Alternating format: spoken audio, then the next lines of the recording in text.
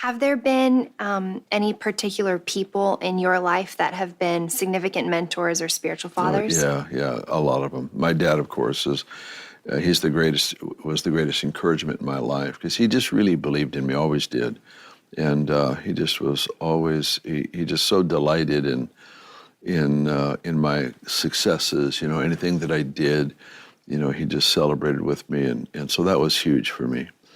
I've had several others, through the years. Dick Joyce, who is a prophet friend of ours that ministered to us so often in Weaverville and still today in Reading. He would just call out of the blue and just check up to see how I was doing. Dick Mills would do the same. There was an associate pastor here on staff at Bethel when I worked under my dad, named Darrell Blunt, that was a tremendous help to me.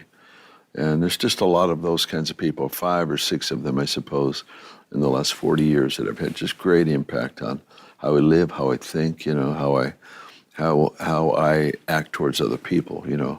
I learned grace from my friend Darrell, and he really fathered me in that subject of grace. And because I was very hard on myself, wanted to grow, wanted to see great things happen, and he just illustrated grace and helped me, saved me from destroying myself, I think. So I just really live indebted to these people. Randy Clark is, while he's just a dear close friend, I've learned so much from him. And I just receive from him constantly, and so there's many people Yeah. like that in my life. Yeah, Those relationships are invaluable, and I think yeah. there's a lot of young people in particular who really desire to position themselves as sons or daughters.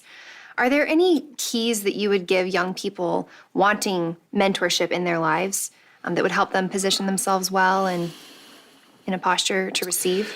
Yeah, it's difficult because most everyone wants a good, close relationship with a spiritual father where they can spend a lot of time with the person and eat in their home and vice versa, and be able to call them at the drop of a hat. And there's just, I can't do that for everyone, and nor can anyone else on our team. We can do it some, but we can't do it to everyone.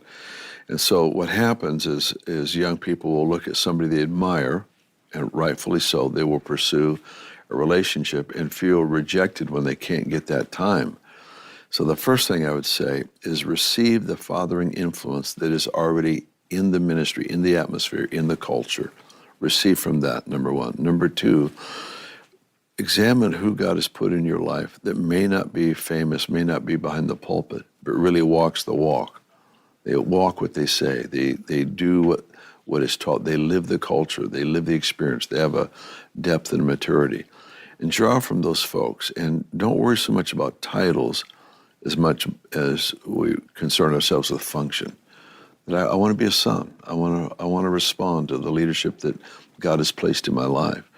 And if you celebrate and utilize what God's given you, there's a good chance He'll give you access to the more that you cry for.